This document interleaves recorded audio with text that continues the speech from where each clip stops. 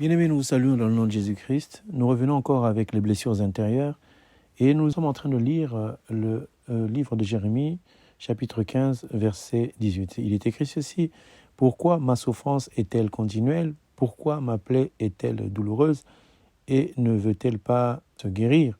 Serais-tu pour moi comme une source trompeuse, comme une eau dont on n'est pas sûr? C'est pourquoi ainsi parle l'Éternel. Si tu te rattaches à moi, je te répondrai, et tu te tiendras devant moi. Et si tu sépares ce qui est précieux de ce qui est vil, tu seras comme ma bouche. C'est à eux de revenir à toi, mais ce n'est pas à toi de te retourner vers eux. » Bien-aimés du ciel, nous voulons nous exhorter encore sur les blessures intérieures, comme Jérémie était en train de crier à Dieu: « Ma souffrance est continuelle. Quand est-ce qu'elle va s'arrêter ?» Il y a des personnes qui souffrent aujourd'hui. Ils ne souffrent pas de la douleur physique parce qu'on les a frappés, mais des blessures intérieures. Et chaque fois que quelqu'un a été blessé, que chaque fois dans la vie courante, tu retrouves physiquement une personne, une même situation, il y a les larmes qui coulent. Et la personne commence à pousser des cris, d'autres qui ont de la chair de poule qui apparaît.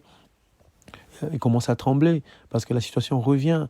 Voici encore la souffrance qui va continuer. Tout ça empêche à quelqu'un d'évoluer, de croître, d'avancer.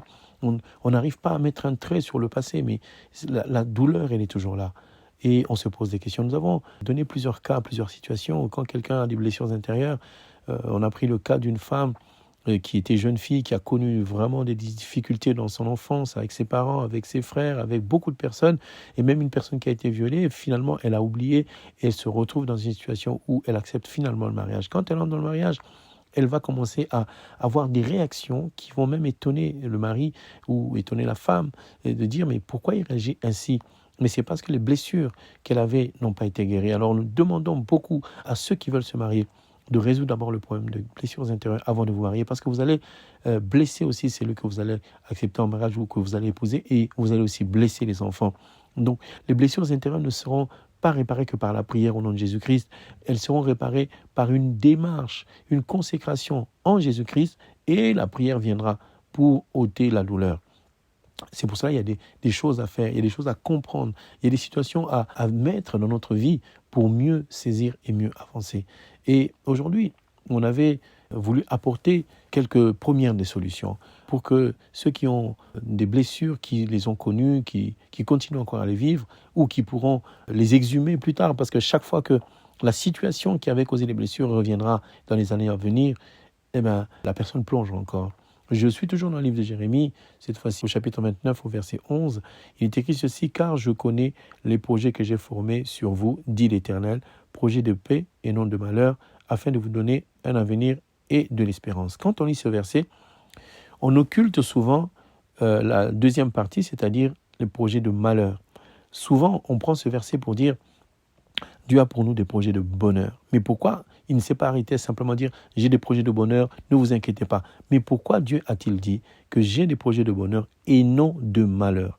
Ceci signifie que Dieu a toujours deux projets. Le projet de bonheur, c'est ce qu'il nous souhaite, mais le projet de malheur sera toujours là. Le projet de malheur, c'est aussi ce que Dieu a prévu. C'est une situation que beaucoup essayent d'enlever dans leur existence, d'ôter de leur présence, parce qu'ils se disent: ce n'est pas possible que Dieu puisse mettre au-devant de nous des choses qui sont difficiles à vivre, des choses qui sont impossibles à supporter. Et je viens avec vous dans le livre de Deutéronome chapitre 30, verset 19, où il est écrit: « J'en prends aujourd'hui à témoin contre vous le ciel et la terre. J'ai mis devant toi la vie et la mort, la bénédiction et la malédiction. Choisis la vie afin que tu vives, toi et ta postérité. » Nous avons compris que Dieu ne nous oblige pas, mais il met un choix au-devant de nous. Et ce choix-là, c'est à nous de le faire et non pas à quelqu'un d'autre de venir le remplir. Alors, on me dira: oui, mais moi je suis né, j'ai été frappé par mes parents, j'ai subi des difficultés dans mon enfance, mais pourquoi Dieu peut-il permettre cela alors que ce n'est pas moi qui ai péché? Alors, nous allons encore dans le livre de Lamentation de Jérémie, Lamentation chapitre 5, verset 7, où il est écrit: « Nos pères ont péché, ils ne sont plus, et c'est nous qui portons la peine de leur iniquité. » Donc, il y a quelque part quelqu'un qui a péché. il y a quelque part quelqu'un qui a commis une faute. Par exemple, un grand-père qui entre dans la maison d'un marabout pour demander quelques gris-gris afin qu'il puisse être protégé, comme les gens aimaient bien protéger leur corps, sans protéger l'âme, mais ils voulaient porter des choses sur leur vie pour empêcher que les mauvais esprits, les mauvais œils, les mauvaises situations de la nuit, de la sorcellerie ne puissent les atteindre. Alors cette personne a fait ses gris-gris, ça a marché ou ça n'a pas marché, il les a abandonnés, il a donné naissance à des enfants, et cet enfant qui a donné naissance, c'est ton père, et ton père t'a donné naissance, et il n'y a personne qui a pu payer. Sachez que quand on va dans le monde des ténèbres créer quelque chose ou demander quelque chose, il y a un être mystique qui se crée et qui, lui, était endormi. Quand il se réveille, il va réclamer la dette à celui qui l'a réveillé. Et si la personne décède, il va réclamer à ses enfants. Si les enfants décèdent, il va réclamer aux petits-enfants jusqu'à la 4e génération.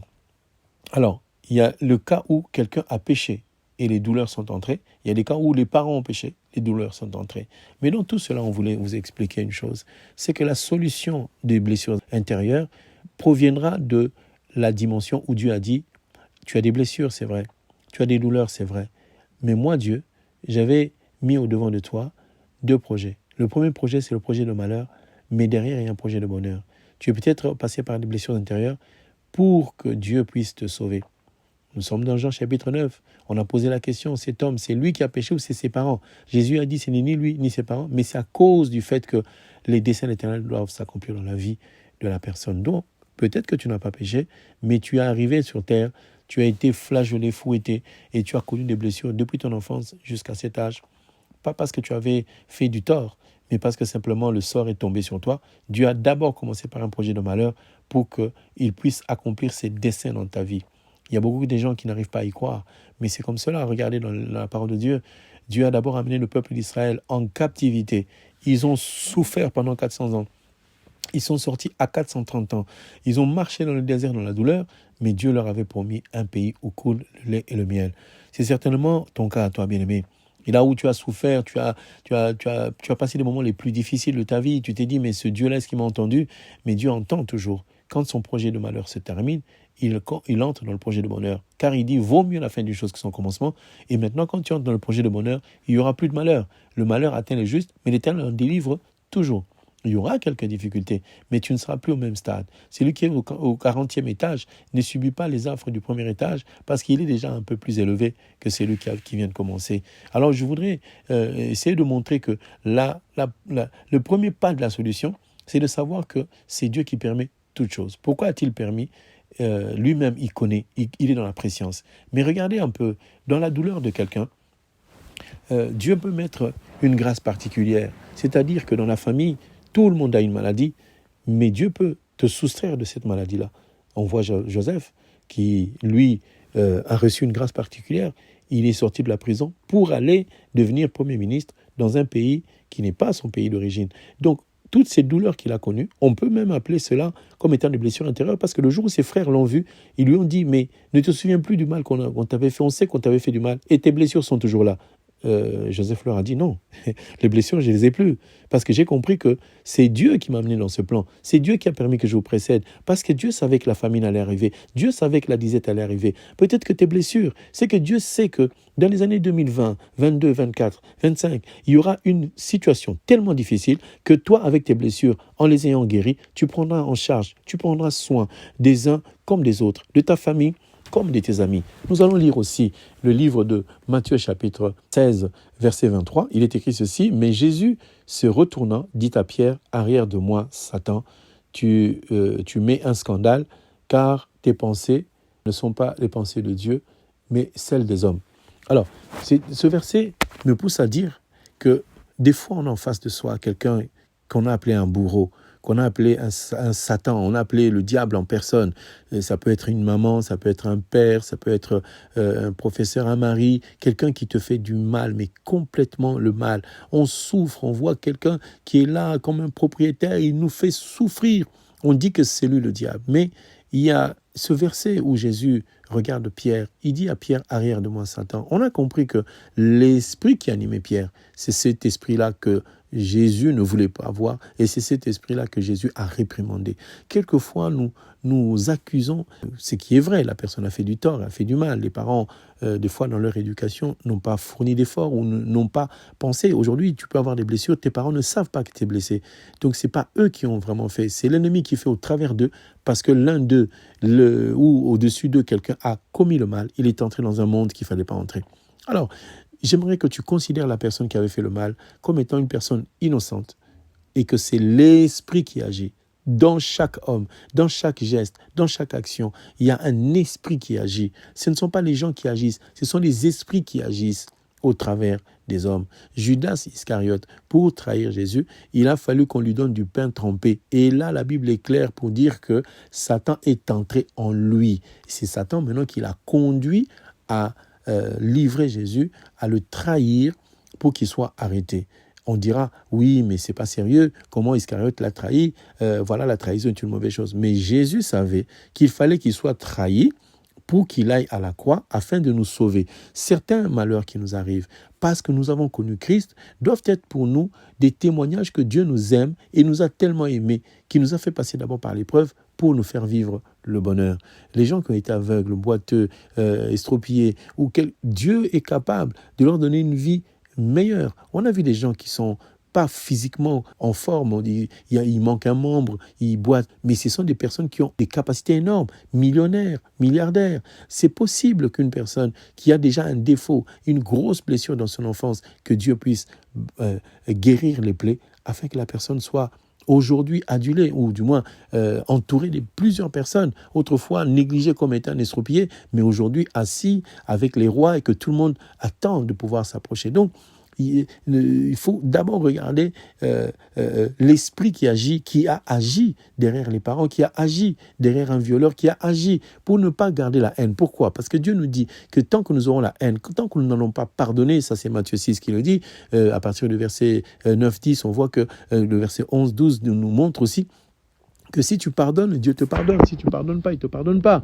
Alors le diable fait des actes qui nous poussent à ne pas pardonner pour rester toujours redevable. C'est à nous de pouvoir sortir de ça. Le verset de Matthieu 6, verset 14 nous dit « Si vous pardonnez aux hommes leurs offenses, votre Père céleste vous pardonnera aussi. » Alors le diable, quand il vient au travers d'un parent, il vient au travers d'un homme, d'une femme, d'une personne qui est beaucoup plus chère que tu peux l'imaginer, et c'est cette personne qui va te faire du tort pour que tu gardes la haine envers la personne, et en gardant la haine, Dieu ne peut pas te pardonner. Maintenant, je vais t'amener à pardonner à cet homme et à détruire l'esprit, à t'opposer contre l'esprit qui l'a animé pour faire cette chose. Je disais à quelqu'un un jour, oui, la personne, elle a fait un tort. C'est un tort, mais inimaginable. On ne peut pas l'accepter. C'est inacceptable, on sait.